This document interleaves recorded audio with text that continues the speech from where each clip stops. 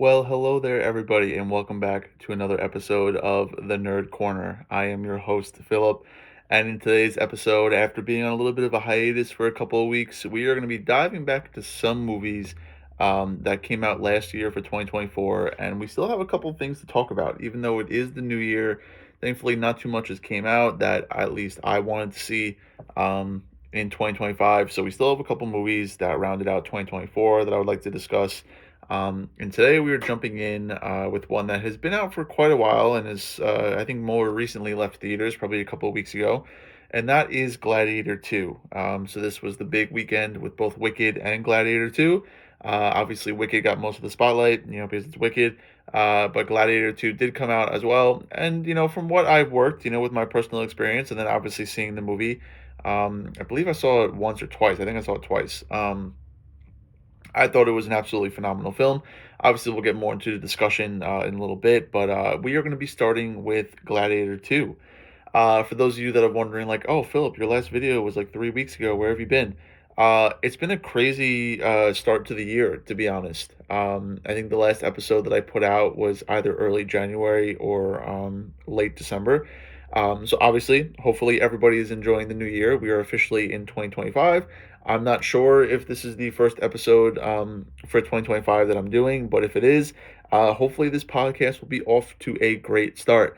There's been a lot going on, as I just mentioned. I did take a trip down recently to Florida, where I spent time with some family and friends.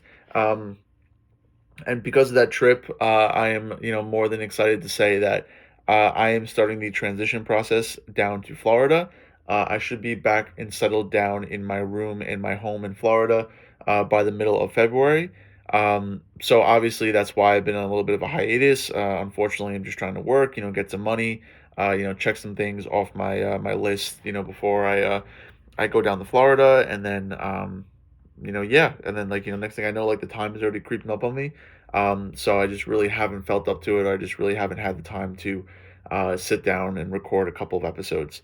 Now these next couple episodes I'm gonna put out, I'm hoping to try and record a couple of episodes today. And this weekend's, try to get out at least like, 4 or 5 different episodes to kind of preset for the month of February going into March, just to kind of help with the transition, and have like one less thing to worry about. There really is no time limit for these episodes. Some of them could be 15 minutes, some of them could be 20 minutes. Um, Depending on obviously what movie I'm talking about and how much I kind of rant and ramble. We might be done with the review in like 10 minutes. We might be done with the review in like 15 minutes. So it really just depends on what we're talking about and really just how much bread and butter there is to talk about, so to speak. But yeah, other than that, I've been doing fairly well, just trying to, stay consistent, do my routines. It's been a lot, it's been kind of stressful and a little crazy. So, my day-to-day routine and my schedule has kind of been thrown out of whack. So sometimes it's a little hard to stick to those routines and whatnot. But I'm trying not to put too much stress on myself. Obviously, got a couple of things done, some major things done, which was great. So now really that's just kind of left is just kind of like figuring out the odds and ends and just packing up like all my lovely collectibles and whatnot. Um, but yeah, so obviously I will keep you guys updated. Probably the next episode that I record for the podcast will most likely be back down in Florida, so you'll have a whole new setting. You'll see more of a nerdum cave. I have like plenty of nerdy stuff here in New York, but Florida is really where like the meat and potatoes are in terms of like my nerd cave and my nerd stuff. Um, so yeah, so like I said, I'm gonna sit down today, try to do a couple of episodes this weekend, either today and tomorrow. And then like I said, those episodes are gonna be pre-released for the month of February. So the first one is going to be released, let's see, February 6th, which is the first Monday of February. So I should probably have videos for the rest of February and maybe the beginning of March, depending on how productive I am. Um, but yeah, that's pretty much it. So, with enough rambling and ranting and stuff like that, let's get into today's episode. So obviously we're gonna be talking about Gladiator 2. Now Gladiator 2 came out, let's see if it tells me here, Came out November 22nd, 2024. So it came out right before Thanksgiving weekend. Obviously, the genre is considered a action adventure slash drama. I had not rated our content rating, and it was also directed by Ridley Scott. Just to kind of give him a quick shout out, obviously Ridley Scott is well known for different movies such as Alien Romulus, The Martian, Prometheus, Napoleon, American Gangster, Black Hawk Down, and so on and so forth. He's mostly well known for the Alien franchise, as well as a more recent movie, such as like Murder on the Orient Express, and then also The Last Duel and The Martian, as well as Napoleon. Napoleon was one of his more recent movies, as well as Alien Romulus too. So obviously we got a great director behind the helm. Um, just kind of going over the plot real quick. We're going to look to see what the general synopsis of the movie is about. So obviously the plot breaks down as 16 years after Marcus Aurelius' death, Rome is ruled by the corrupt twin emperors Geta and Caracalla. In the North African kingdom of Numidia, the refugee Hanno lives with his wife Arshot. The Roman army, led by General Cassius, invades and conquers the kingdom, killing Arshot and enslaving Hanno and the other survivors. The slaves are taken to Ostia, where the Romans pit them against baboons to advertise them as potential gladiators. Okay, we're not. This is not what I was looking for.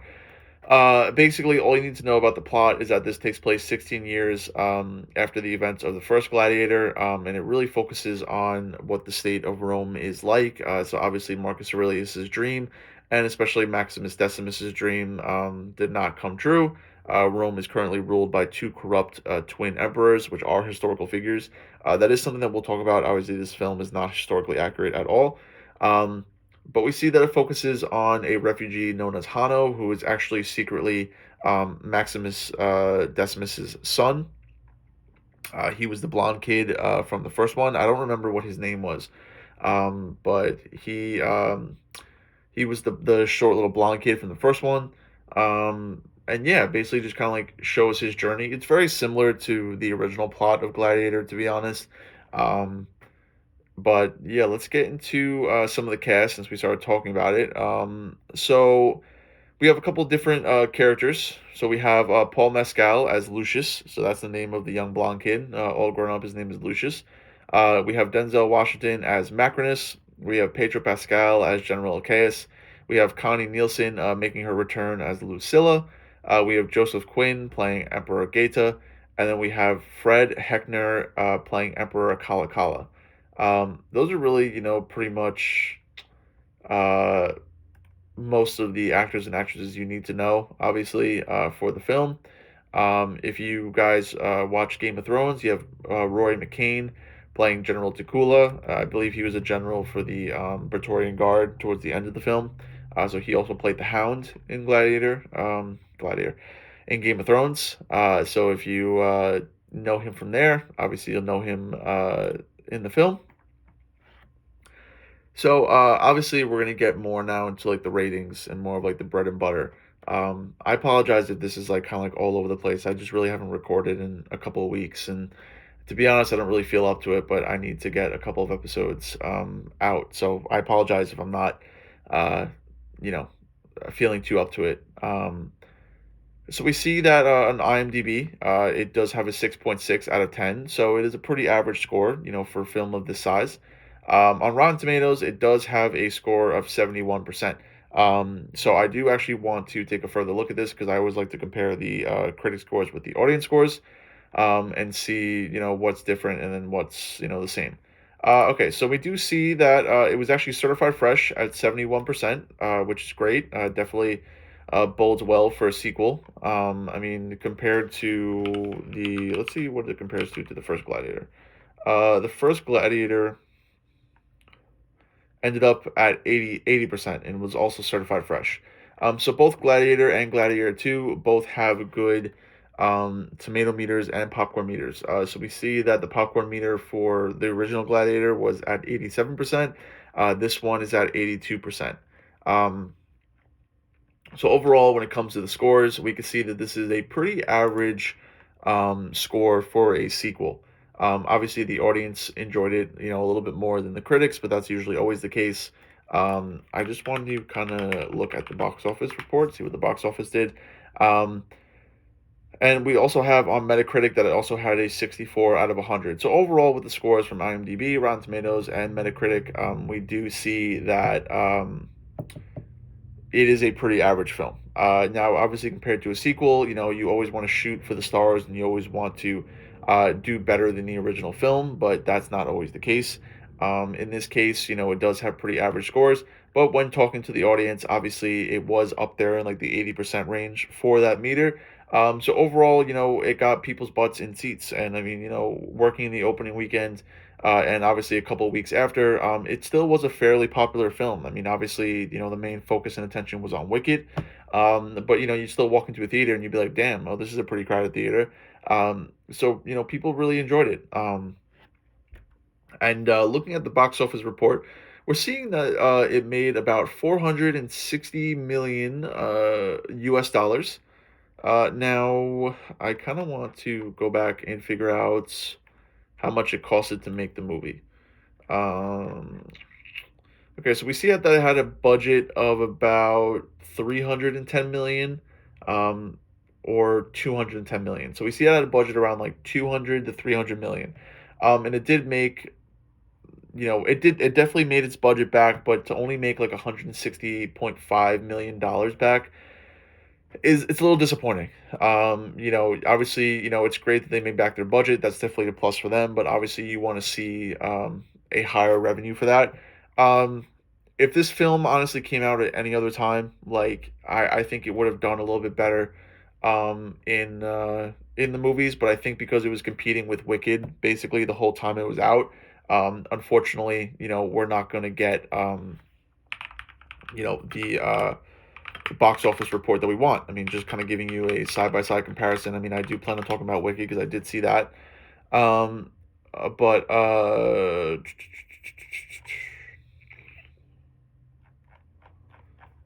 hold on. Sometimes it just doesn't. There we go. Okay, so compared to Gladiator 2, which obviously grossed at about, what did I say, like 460 million, Wicked was at 717.18 million dollars.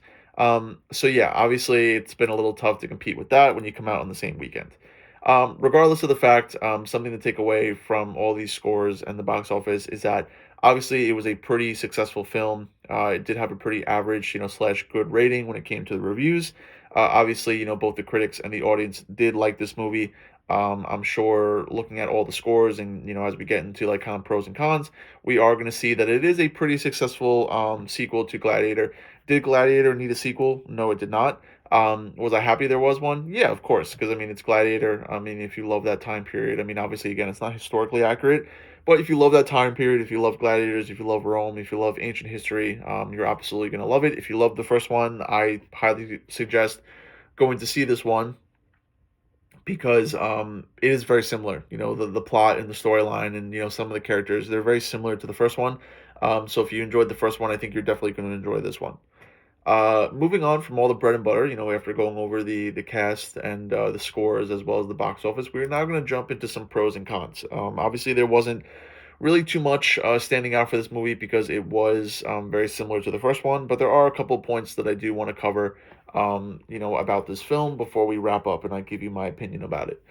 So obviously, like we usually do with the reviews, we're going to start with the cons.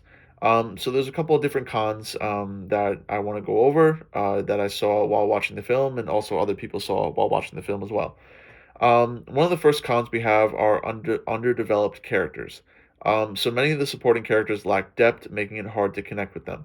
Um, in a way, this is true. I think, one of the bigger examples when it comes to characters is General Acacius. Um, you could also argue someone like Macrinus, played by Denzel Washington. Their characters weren't as flushed out as I would like them to be. I mean, obviously, we're just meant to assume that Denzel Washington's character wants to become emperor because he just wants power. The whole like, oh, I was once a slave, now I'm an emperor type of mentality. Obviously, I would have loved more information on General Caius. He is not a historical figure. I already looked him up. He never existed in real life. But I would have loved a little bit more information about him and, his motivations, because obviously we're meant to think that he's the bad guy. And then as we watch the film, you actually realize that he's actually somebody that we should be rooting for. And he wants to help like bring down corruption and, kind of like stabilize and rebuild Rome. So again, some characters like that, obviously they just didn't get as much depth that I would have liked. I think it would have definitely helped to kind of flesh out the characters a little bit more, and brought a little bit more to the table. Excuse me, sorry. But obviously, we're gonna take what we can get. Those characters were still enjoyable to watch, regardless of the fact that we didn't have um, that much character development on them and stuff like that. But again, just having a little bit more information in regards to these characters, I think would have been absolutely great. And it just would have flushed them out a little bit more, for sure. But it's not like it didn't make the characters enjoyable. I mean, I still loved watching Denzel and Pedro, do their thing on screen. So it's not like it turned me away from the characters. Another thing that we're going to discuss is the formula plot. So the storyline follows a familiar pattern, making it feel repetitive and predictable. So obviously, this is kind of like both a pro and con. Like if you did enjoy the first Gladiator, you're going to enjoy the second Gladiator because the storyline is so similar. But then it's also a con because you're not really separating the first film from the second film if you're just kind of making the second film exactly like the first film. In the case of Gladiator 2, it definitely follows a very similar storyline.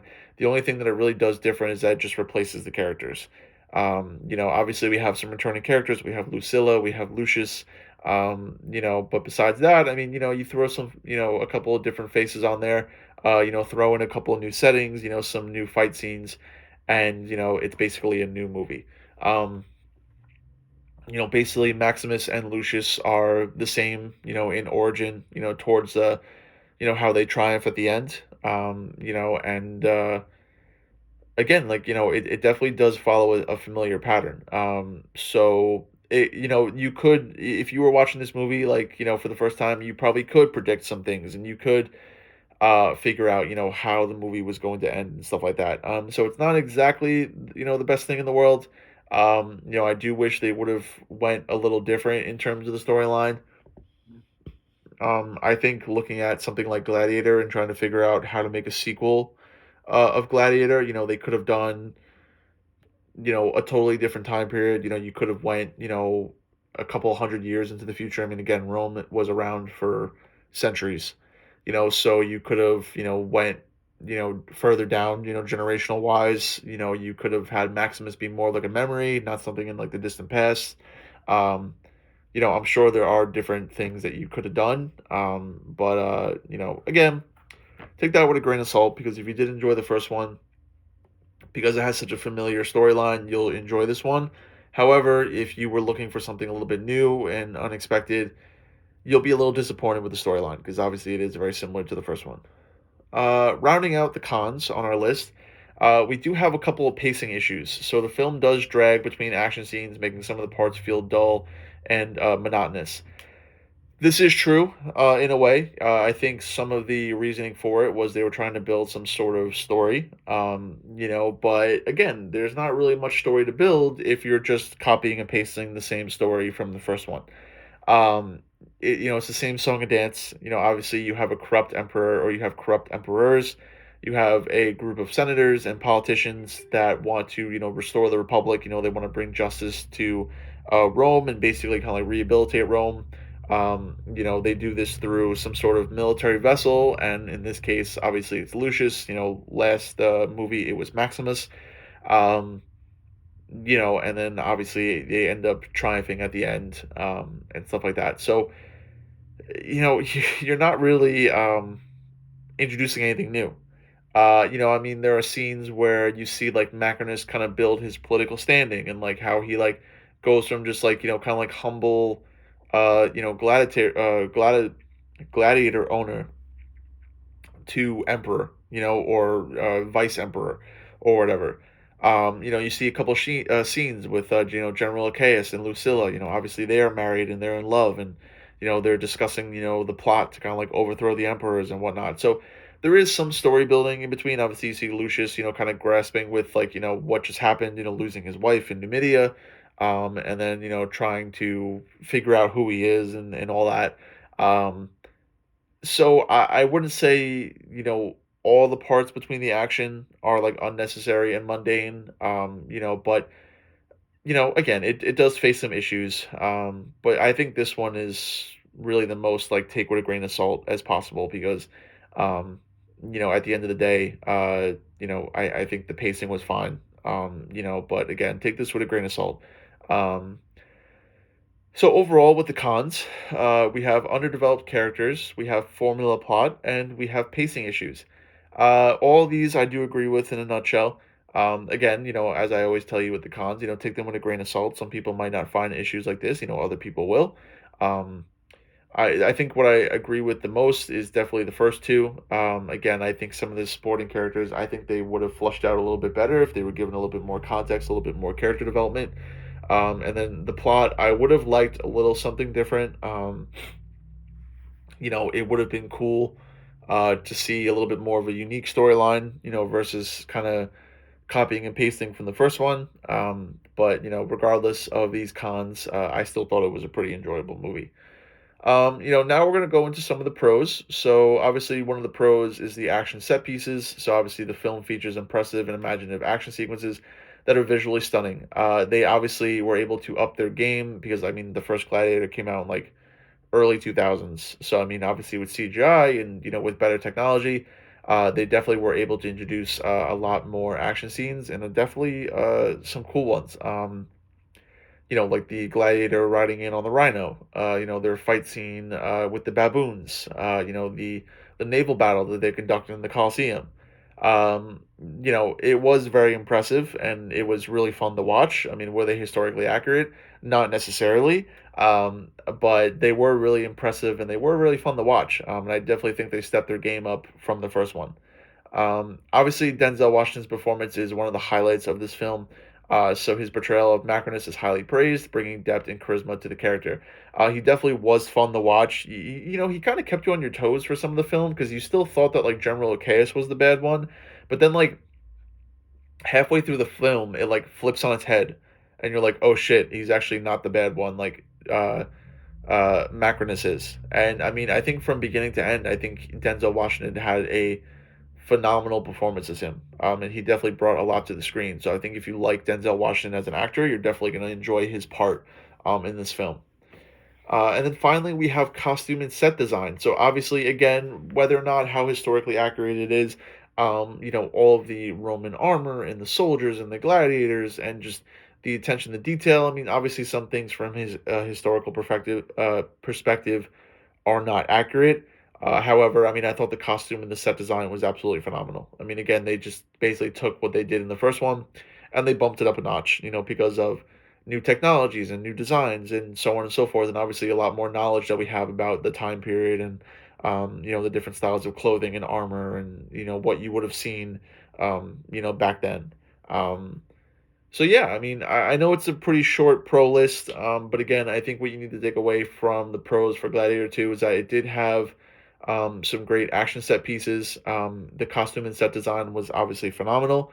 I wouldn't be surprised if it was nominated for an award for their costume and set design because I think they did a really good job. Um, and obviously the performances. I mean, I know it just highlights Denzel Washington's performance here, but we also need to look at Pedro Pascal, as well as what is his name? Uh, as well as Paul Mescal. He did a great job as Lucius. So I think looking at Pedro Pascal, Paul Mescal, and Denzel Washington as like this like kind of combined trio, I thought they all brought their characters to life respectively, and they did a really good job. And that is something definitely to be praised. Um, and that is pretty much it. I know this is a little bit kind of all over the place. It is my first episode in a couple of weeks, so I do apologize.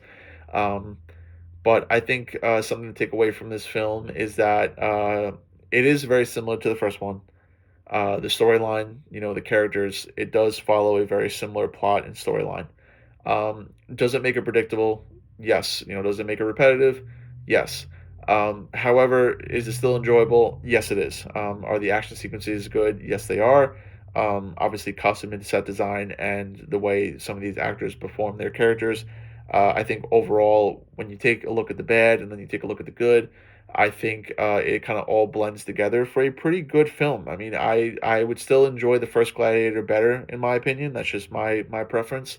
Um, but I think overall, if I had to rank this film, I think I'm gonna give it probably a 7 out of 10. Thumbs up, because of because of Gladiators. So I'm gonna give it a 7 out of 10. Pretty average film. I think I'd give, the original Gladiator probably like a 9 out of 10 thumbs up. So in terms of obviously a sequel, do I think it was a good sequel for Gladiator? Yes. Do I think it was needed? No. Do I wish they would have done something a little bit different? Yes. So overall, I think it's a pretty good film. If you had a chance to see it in theaters, I don't think you were disappointed. If it still is in theaters by any chance, definitely go see it. I think it definitely is worth the watch on the big screen, especially with those action scenes. But it is starting to go out on streaming services. So if you were waiting for that, definitely check it out, because I think you will be able to enjoy it. But yeah, that is going to do it for me here. Thank you guys for coming out to another wonderful episode of The Nerd Corner, where we all sat down, we relaxed, and we all nerded out over Gladiator 2. Obviously, again, being my first video in a couple of weeks, just thank you guys for all your patience and stuff like that. Obviously, I'm all stuffed up. I'm all over the place, so it's hard to kind of focus and concentrate, on doing videos. So, just thank you guys for being patient and for all the love and support that you have shown in my absence and obviously in my last couple of episodes. So, if you want to know where you could find this podcast and stay up to date on when these episodes are dropped, you can find me on TikTok as well as Instagram at the Nerd Corner, where I will post videos or pictures, and I will let you guys know that, oh hey, the episode dropped. So go give it a watch. If you're wondering where you can watch this wonderful podcast, I am currently only on YouTube. That is at the Nerd Corner. So again, these episodes usually drop Mondays. So just follow me, excuse me, on those socials. Stay up to date, and like I said, just look out for these next couple of episodes for this month. So if you're wondering what else I'm going to be recording, obviously I'm doing Gladiator 2 today. I also plan on doing Wicked. I plan on doing Mufasa, Craven the Hunter, and then we're actually going to move away from movies, and then we're actually going to do two TV shows. I want to talk about Skeleton Crew that just finished wrapping up, and there was another one that I was going to talk about that just wrapped up. If I remember it, I will remember it, but if not, it's probably just going to be Skeleton Crew. We're going to break that down and we're going to talk about that. Um, but yeah, other than that, like I said, just go follow us on those socials. Again, that's the Nerd Corner at Instagram and TikTok, as well as following me on YouTube at the Nerd Corner. But once again, thank you guys so much for coming out to another wonderful podcast. Until I see you guys again, please be safe. Do not do anything stupid. And whenever you're watching this, I hope you have a great morning, great afternoon, great evening. And until the next one, goodbye for now.